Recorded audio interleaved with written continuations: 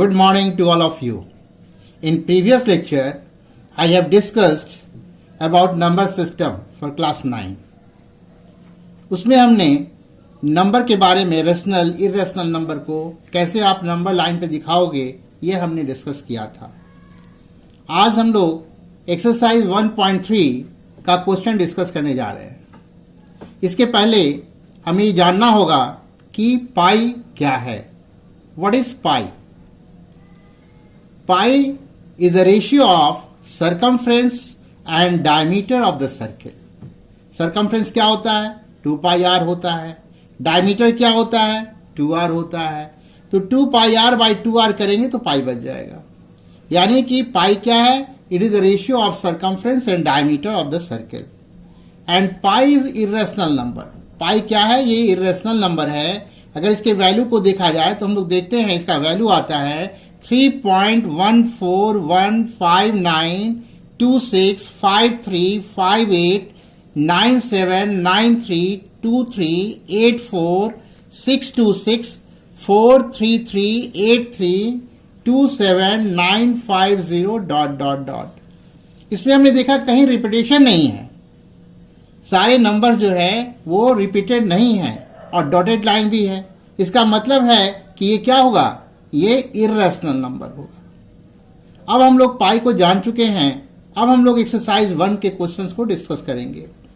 Right the following in decimal form and say what kind of decimal expansion each has. अब आप question को देखिए. इसको क्या करना है? तो डेसिमल फॉर्म में लिखना है और बताना है कि किस टाइप का है. ये टर्मिनेटिंग है कि नॉन टर्मिनेटिंग रिपीटिंग है, ये आपको बताना है. तो सबसे पहला क्वेश्चन है 36/100. 36/100 को हम लोग लिख सकते हैं 0.36 और 0.36 जो है वो कंप्लीट है, कहीं भी डॉटेड पॉइंट नहीं है. यानी ये कैसा नंबर हो गया? ये टर्मिनेटिंग हो गया. दूसरा क्वेश्चन है 1/11. 1/11 ये होगा 0.09 के ऊपर रेकरिंग, यानी 090909 रिपीटेड होगा. तो ये कैसा नंबर हो गया? ये नॉन टर्मिनेटिंग बट रिपीटिंग है. ये number non terminating but repeating है. क्वेश्चन नंबर 3 को आप देख लो. ये है 4 होल 1/8. इसको आप सिंप्लीफाई करोगे तो 33/8 आएगा और जब इसको डिवाइड करोगे तो 4.125 आएगा. ये कैसा नंबर है? हमने बताया था टर्मिनेटिंग क्या होता है, नॉन टर्मिनेटिंग क्या होता है. उसको रिमेंबर करो, याद करो, उसको देखो और बताओ कि ये 4.125 क्या है. तो 4.125 टर्मिनेटिंग है. नेक्स्ट क्वेश्चन है 3/13. 3/13 ये हो जाता है 0.230769. ये कैसा नंबर है? तो नॉन टर्मिनेटिंग है एंड रिपीटिंग है. क्यों है नॉन टर्मिनेटिंग रिपीटिंग? क्योंकि आप देख रहे हो 3/13 है. और टर्मिनेटिंग के बारे में हमने क्या कहा था? जिसका डिनोमिनेटर जो है वो 2 और 5 का मल्टीपल होना चाहिए या ओनली जो है ये दोनों का मल्टीपल होना चाहिए. लेकिन यहां 3/13 है जो 2 और 5 से बिल्कुल हटके है, इसलिए नॉन टर्मिनेटिंग एंड रिपीटिंग हो गया. नेक्स्ट क्वेश्चन है 2/11. 2/11 कैसा नंबर है?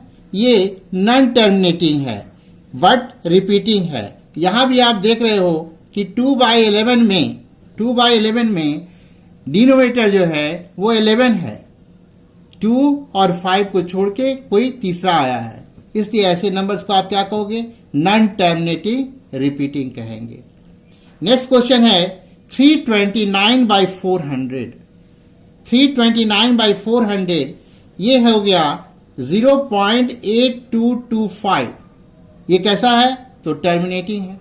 ये नंबर टर्मिनेटिंग है. क्वेश्चन नंबर 5 में 2/11 इक्वल्स टू लिख के हमने छोड़ दिया है. ये आप खुद डिवाइड करके देखोगे और देख लोगे ये कैसा है, तो आप देखोगे कि नॉन टर्मिनेटिंग बट रिपीटिंग है. तो ऐसा क्वेश्चन हम लोग इस ढंग से सॉल्व करेंगे. अब है क्वेश्चन नंबर 2. क्वेश्चन नंबर 2 में क्या कहा गया है? ध्यान से देखो. कह रहा है you know that 1/7 equals to 0.142857 और 142857 के ऊपर क्या है? डैश है, यानी कि ये रिपीटेशन है. Can you predict what the decimal expansion of 2 by 7, 3 by 7, 4 by 7, 5 by 7, 6 by 7 are without actually doing the long division. If so, how? तो आप इसमें बड़ा आसान है करना, इसको सॉल्व करना बहुत आसान है। 1 by 7 के वैल्यू को आप देख रहे हो, आपको फाइंड करना है 2 by 7। तो 2 by 7 में क्या देख रहे हो कि 2 into 1 by 7 है, यानी कि 1 by 7 का जो वैल्यू है उसमें आप 2 से मल्टीप्लाई कर दो, जो आएगा वही हो जाएगा 2 by 7। उस तरह से 3 by 7 करना है, तो 3 by 7 में क्या करेंगे, 3 into 1 by 7 लिखेंगे, और 1 by 7 का वैल्यू हमको पता है, तो 1 by 7 के वैल्यू में 3 से मल्टीप्लाई कर दो तो क्या हो जाएगा, 3 by 7 का वैल्यू हमको मिल जाएगा। उस तरह से 4 by 7 निकालना है, 4 by 7 को क्या लिख सकते हैं, 4 into 1 by 7 लिख सकते हैं, और 1 by 7 का वैल्यू ऑलरेडी दिया हुआ है, यानी 1 by 7 के वैल्यू में अगर 4 से मल्टीप्लाई कर दोगे तो ये नंबर आ जाएगा। उस तरह से 5 by 7 है, तो 5 by 7 में क्या करोगे, 5 into 1 by 7 करोगे, और इसका वैल्यू क्या हो जाएगा, तो 1 by 7 के वैल्यू में 5 से मल्टीप्लाई कर दोगे तो आ जाएगा ये नंबर। नेक्स्ट है 6 by 7, 6 by 7 को फिर क्या करोगे, 6 into 1 by 7। तो देखिए सब एक ही टाइप का क्वेश्चन है, सिर्फ करना क्या है कि डिफरेंट नंबर से इसको मल्टीप्लाई कर देना है और इसका आंसर हमको आ जाएगा। तो इस तरह से क्वेश्चन नंबर 2 हम लोग बनाएंगे और खुद से सॉल्व करके देखोगे कि ये आता है या नहीं आता है। क्वेश्चन नंबर 3 है, express the following in the form of p by q where p and q are integers and q equals to not 0। मतलब जो नंबर दिया हुआ है उसको p by q के फॉर्म में हमको लिखना है और q 0 नहीं होना चाहिए। तो पहला क्वेश्चन है 0.6 और 6 के ऊपर जो है वो रेकरिंग दिया हुआ है, यानी डैश दिया हुआ है। तो इस क्वेश्चन को किस तरह से सॉल्व करेंगे, तो इसके सॉल्व करने का तरीका है, क्या है, लेट x इक्वल्स टू 0.6 का डैश। अब जो है x इक्वल्स टू क्या हो जाएगा, तो 0.666666, क्योंकि रेकरिंग का मतलब क्या है, रिपीटेशन होता है। तो यहां पे 0.66666 डॉट डॉट डॉट हो गया, इसको हमने इक्वेशन नंबर 1 मान लिया। अब देख रहे हैं कितने नंबर के बाद रिपीटेशन स्टार्ट है, कितने नंबर के बाद रिपीटेशन स्टार्ट है, तो हम लोग यहां देख रहे हैं कि बस 6 के बाद से 66 आते जा रहा है, तो हम लोग 10 से मल्टीप्लाई कर देंगे इसमें। तो 10 से जब दोनों तरफ मल्टीप्लाई करोगे तो ये 10x equal to 6.666 dot dot dot हो जाएगा। ये इक्वेशन नंबर 2 हो गया। अब फ्रॉम 2 - 1 करेंगे तो आप सब्ट्रैक्ट करके देखोगे ये आ जाएगा, 10x में से x चला गया 9x हो गया, और वहां 6.666 में 0.666 माइनस कर दोगे तो क्या आ जाएगा, 6 आ जाएगा। देयरफॉर x इक्वल टू क्या आ गया, 6/9 हो गया। ये 6/9 कैसा फॉर्म है, p by q का फॉर्म है। तो इस तरह से आपको इसको सॉल्व करना था। उसी तरह से दूसरा क्वेश्चन आप देख लो, यहां पे 0.4747 के ऊपर जो है वो रेकरिंग दिया हुआ है, यानी कि 4747 रिपीटेशन है। इसको p by q के फॉर्म में लिखना है। इसको भी प्रोसेस वही होगा उसको सॉल्व करने का। Let x equals to 0.47 dash, 47 के ऊपर डैश यानी कि रेकरिंग लगा हुआ है। अब x इक्वल्स टू क्या हो जाएगा, 0.474747 डॉट डॉट डॉट हो जाएगा। इसको हम लोगों को इक्वेशन नंबर 1 मान लेंगे। अब आप देखो, ध्यान देने की बात है कि कितने डिजिट के बाद रिपीटेशन हो रहा है, गौर से देख लो। तो देख रहे हो 47 के बाद रिपीटेशन हो रहा है, यानी 2 डिजिट के बाद रिपीटेशन हो रहा है। तो यहां पे क्या करना होगा, यहां पे 100 से मल्टीप्लाई करना होगा। जितने डिजिट के बाद रिपीटेशन होगा उतने 1 पर 0 डाल करके उसको मल्टीप्लाई कर देंगे। तो यहां 100x इक्वल टू क्या हो जाएगा, 47.474747 डॉट डॉट डॉट हो जाएगा।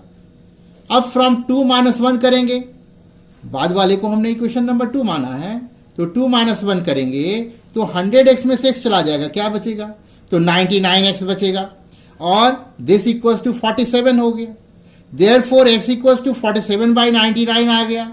तो 47/99 क्या है, p by q के फॉर्म में है। तो इस तरह से जब भी इस तरह का क्वेश्चन आएगा तो हम लोग इस तरह से सॉल्व कर सकते हैं। तो आप देख ले, डिफरेंट टाइप ऑफ क्वेश्चंस को देखें और खुद से भी सॉल्व करके देखेंगे बनता है या नहीं बनता है। जब तक आप प्रैक्टिस नहीं करेंगे तो नहीं हो पाएगा, प्रैक्टिस करना होगा, रेगुलर करना होगा। क्वेश्चन नंबर 3 को आप देख लो, 0.001 अब 0.001 के ऊपर रिकरिंग है, यानी क्या है कि 3 डिजिट के बाद रिपीटेशन आता है x। तो यहां क्या करेंगे, प्रोसेस क्या होगा, let x equal to 0.001001 dot dot dot, equation number 1 मान लिया। अब यहां पर 3 डिजिट के बाद रिपीटेशन है, तो कितने से मल्टीप्लाई करना होगा दोनों ओर, तो 1000 से मल्टीप्लाई करना होगा, तो 1000x हो जाएगा। ये 1.001001 डॉट डॉट, इक्वेशन नंबर 2 हमने मान लिया। फ्रॉम 2 - 1 करेंगे तो क्या होगा, 999x, 999x इक्वल्स टू 1 आ गया। देयरफॉर x इक्वल्स टू क्या हो गया, 1/999। ये कैसा फॉर्म हो गया, p/q का फॉर्म हो गया। इस तरह से हम किसी भी रेकरिंग वाले नंबर को p/q के फॉर्म में लिख सकते हैं। आप खुद भी प्रैक्टिस करके देखोगे। नेक्स्ट है क्वेश्चन नंबर 4। अब क्वेश्चन नंबर 4 को जरा ध्यान से देखिए क्या कह रहा है। कहता है express 0.99999 dot dot in the form of p/q. Are you surprised by your answer, which your teacher and classmates discuss why the answer makes sense? अब देखो 0.99999 है, इसको जब p/q के फॉर्म में लिखेंगे तो होगा क्या, प्रोसेस तो वही होगा। तो यहां आप देख रहे हो कि लेट x इक्वल्स टू 0.99999। अब एक डिजिट के बाद से रिपीटेशन शुरू है, 9 के बाद से रिपीटेशन शुरू है, तो यहां क्या करेंगे, 10 से मल्टीप्लाई कर देंगे, तो 10x इक्वल टू 9.9999 हो गया। इसका इक्वेशन नंबर 2 रख दिए। 2 में से 1 को सब्ट्रैक्ट करेंगे तो क्या आएगा, 9x equal to 9। Therefore x equal to 9/9 यानी 1 हो गया। तो आप देख रहे हो कि ये 1 में कन्वर्ट हो गया, p/q के फॉर्म में आ गया। तो p/q के फॉर्म में हम इसको लिख सकते हैं, और 0.999 जो है आप देख रहे हो 0.999 क्या बन गया, 1 बन गया, कंप्लीट नंबर बन गया। तो इस तरह से आप इसको सॉल्व करेंगे। नेक्स्ट है 1.3 का क्वेश्चन नंबर 5। 1.3 का क्वेश्चन नंबर 5 कहता है what can the maximum number of digits be in the repeating block of digits in the decimal expansion of 1/17. Perform the division to check your answer. Perform the division to check your answer. तो हम लोग क्या करेंगे, 1/17 है तो 17 से 1 को divide करेंगे। तो 17 को जब 1 से आप डिवाइड करोगे तो हमने यहां पर दिखाया है करके, ये क्या आता है, तो 0.0588235294117647। ये कितने डिजिट्स हो गए, तो 1 2 3 4 5 6 7 8 9 10 11 12 13 14 15 16 17, यानी 17 डिजिट के बाद इसका रिपीटेशन हो जाता है। तो इस तरह से आप डिवाइड करके आप इसको सॉल्व करके दिखा दोगे कि कितने डिजिट के बाद, कितना डिजिट के बाद फिर रिपीटेशन होगा। तो ये 17 डिजिट्स के बाद रिपीटेशन होगा। नेक्स्ट है 1.3 का क्वेश्चन नंबर 6। क्वेश्चन को आप ध्यान से देखें। कहता है look at several examples of rational numbers in the form of p/q, q equals to not 0, where p and q are integers with no common factors other than 1 and having terminating decimal representation expansions. Can you guess what property q must satisfy? q कौन से property को satisfy करता है, तो आप जानते हो कि q को 0 नहीं होना चाहिए। q 0 हो जाएगा तो रेशनल ही नहीं रहेगा। तो यहां पर हम लोग लिखेंगे here q should be multiple of 2 और मल्टीपुल ऑफ 5 और बोथ। अगर ऐसा होगा तभी टर्मिनेटिंग होगा। तो टर्मिनेटिंग के लिए ही कंडीशन है q के लिए कि वह या तो 2 का मल्टीपुल हो जाए या 5 का मल्टीपुल हो जाए या दोनों का मल्टीपुल हो जाए, तो वो जो है हमारा टर्मिनेटिंग हो जाएगा। नेक्स्ट है 1.3 का question number 7। Write 3 numbers whose decimal expansions are non terminating. 3 number लिखना है जिसका डेसिमल एक्सपेंशन जो है वो नॉन टर्मिनेटिंग है। तो ये लिखना बहुत ही आसान है। नॉन टर्मिनेटिंग जब भी लिखने के लिए कहा जाएगा हम लोग रिपीटेशन नहीं लेंगे। जैसे 0.01, 001, 0001 डॉट डॉट डॉट। आप देख रहे हैं कि पहला जो नंबर आया वो 1 जीरो के बाद, फिर 2 जीरो के बाद, फिर 3 जीरो के बाद, कहीं रिपीटेशन नहीं है, तो ये नंबर क्या हो गया? ये नॉन टर्मिनेटिंग हो गया। बहुत सारा एग्जाम्पल हम लोग दे सकते हैं इसमें। इसी तरह से दूसरा है 0.02, 002, 0002 dot dot dot, 0.03, 003, 0003 dot dot dot. ये 3 एग्जाम्पल्स हमने दे दिया। ये सारे के सारे नॉन टर्मिनेटिंग हैं। क्यों है नॉन टर्मिनेटिंग? क्योंकि ये नॉन रिपीटिंग है। नॉन रिपीटिंग के कारण non terminating and non repeating numbers are called irrational numbers. तो ये इर्रेशनल नंबर्स का एग्जाम्पल हो गया। अब है एक्सरसाइज 1.3 का क्वेश्चन नंबर 8। सारे क्वेश्चंस आप ध्यान से देखो। एक एक क्वेश्चन को हमने डिस्कस किया है, बार बार आप देखो इसको और देख करके समझो और फिर इसको आप कॉपी पे बनाओ। बना सकते हो या नहीं, देखो उसको। तो find 3 different irrational numbers between the rational numbers 5/7 and 9/11। 5/7 और 9/11 के बीच में आपको क्या करना है? तो आपको 3 डिफरेंट इरेशनल नंबर लिखना है। तो पहले 5/7 को आप डेसिमल फॉर्म में ले आओ, 9/11 को डेसिमल फॉर्म में ले आओ। अब देखो कि इन्हीं दोनों के बीच में लिखना है। तो आप देखोगे पहला हम लोग लिखे हैं 0.750, 7500, 75000, 75 डॉट डॉट डॉट। यानी कि हमने सारे एग्जाम्पल्स में आप देखोगे कि रिपीटेशन का यूज नहीं किया। जब भी इरेशनल नंबर को हमने इंडिकेट किया है तो वहां पे क्या किया है? रिपीटेशन नहीं किया है, रिपीटेशन को ब्रेक कर दिया है। नेक्स्ट क्वेश्चन है 0.760, 7600, 76000, 76 डॉट डॉट डॉट।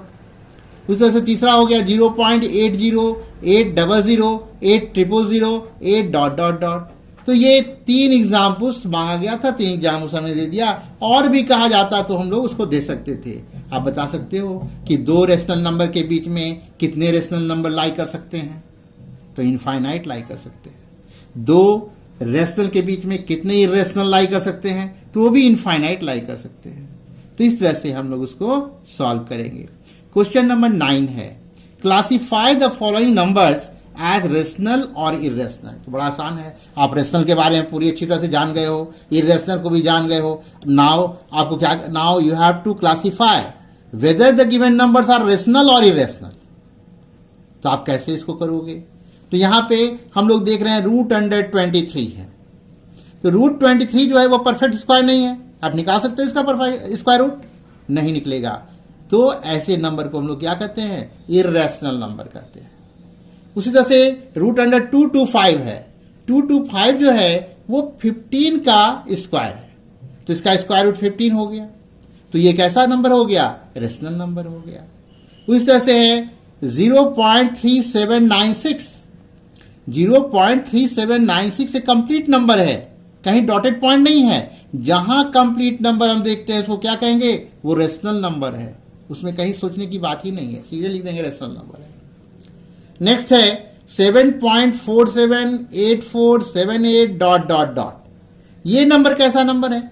तो आप देखो यहां पर 478 478 478 रिपीटेशन स्टार्ट हो गया।